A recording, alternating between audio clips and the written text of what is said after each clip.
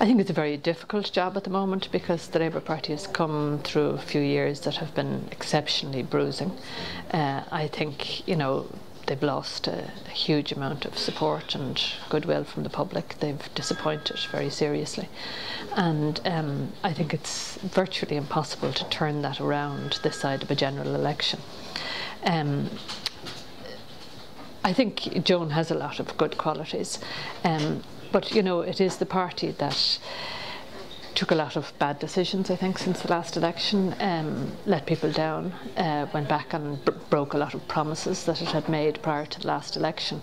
And I don't think that kind of damage can be repaired in the space of 18 months or whatever.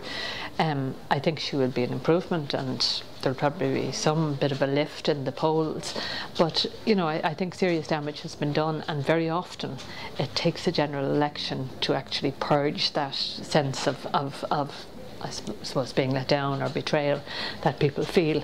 And it's very reminiscent, I suppose, of what happened in the 90s, where the Labour Party had been in government from 92 to 97, left the economy and the country in reasonably good shape, but people were still very angry with decisions that the Labour Party had made and took it out on them in 97.